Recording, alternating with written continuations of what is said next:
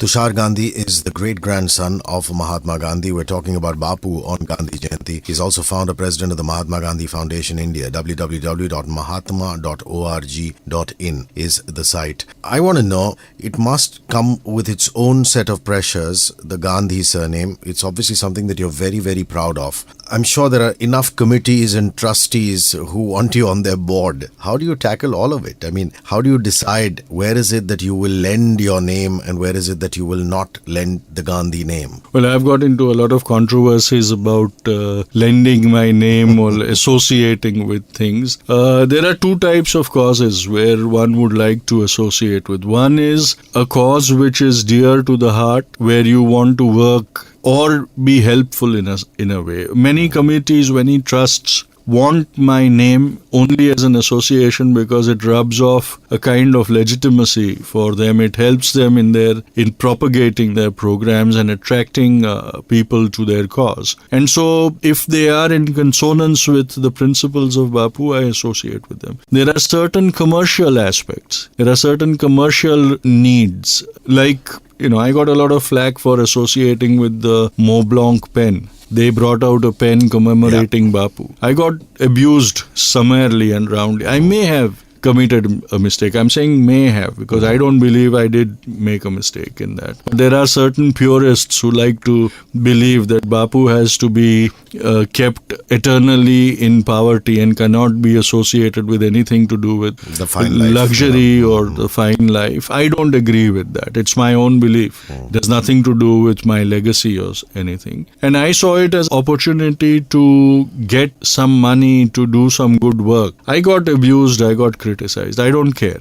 I didn't buy myself a Mercedes or I didn't buy myself apartment for my family or things from that money. That money has gone into the project in Kolhapur, and when it is ready, we will be able to show the world what we did with that money that we got from it. And if there is another opportunity that comes around and if there is a need for that money for a project, I will go and do it. That is one of the ways by which his work can go on today also. This today is not the age of the benevolent philanthropists. In Bapu's age, he could go with a begging bowl and he could, collect crores of rupees from all over India. That age is gone. There's nobody who can do that the way he used to be able to do it. And so if his work has to be carried out, there has to be means to finance that work. And I believe that if this is possible, it should be explored and utilized. Bapu sold his autograph. Bapu sold his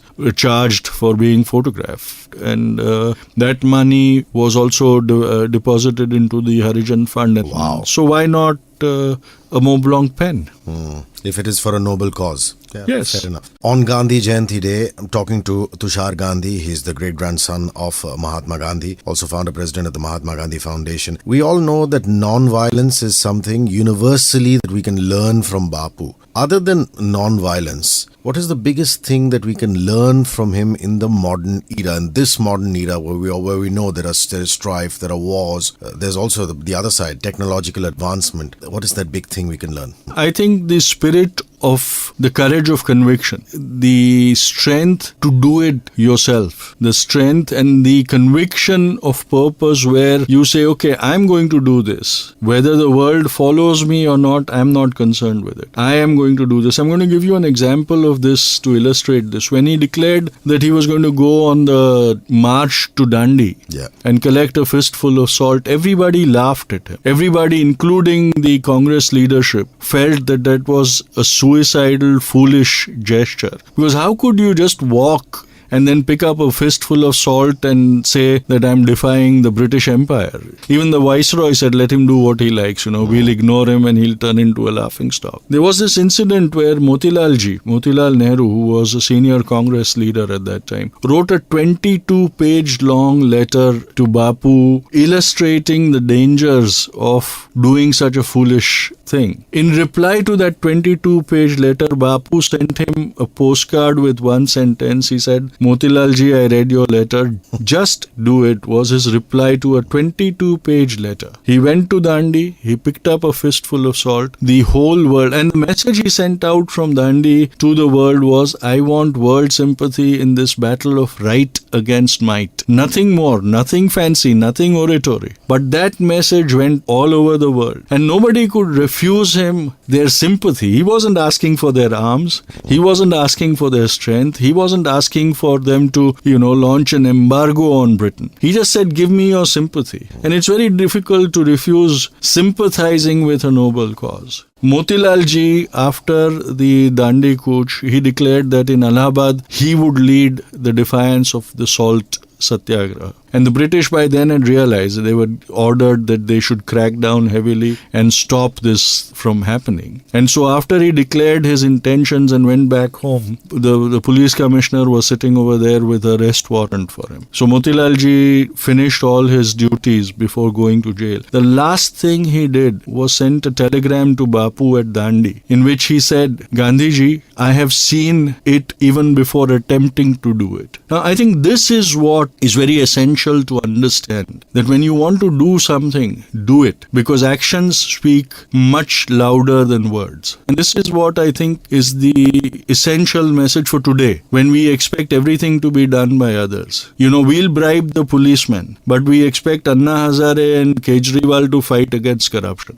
When we bribe the policemen, we don't realize that we are starting the chain of the corrupt by, attempting to buy off somebody who's doing his duty. But when it comes to talking about anti-corruption and things, we don't want to change our habits. We want Kejriwal and Anna Hazare to bring about legislations. And that's the hypocrisy. Does it weigh down on you? Is there tremendous pressure on you?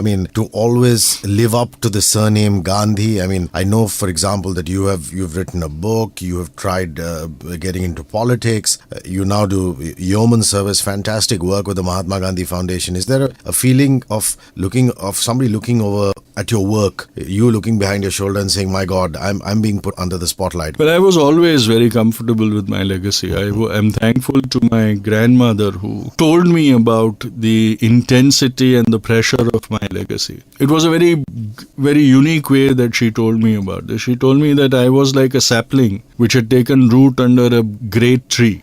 And no matter what I did, I was not going to be able to move out of its shadow. She said, it's up to you whether you want to thrive in its shelter or you want to shrivel up and be stunted. That's your choice. And I decided that I was going to thrive under it. A lot of people say that I'm an opportunist who's cashing on Bapu's name. Well, I can't do anything to avoid that. My identity is inexorably linked with Bapu's, no matter what I do, no matter what I achieve on my own. The accolades will always be for the great-grandson of Mahatma Gandhi. And I have accepted that. I don't cringe from it. I am proud of my legacy. Many people are shocked because physically I don't look anything like Bapu.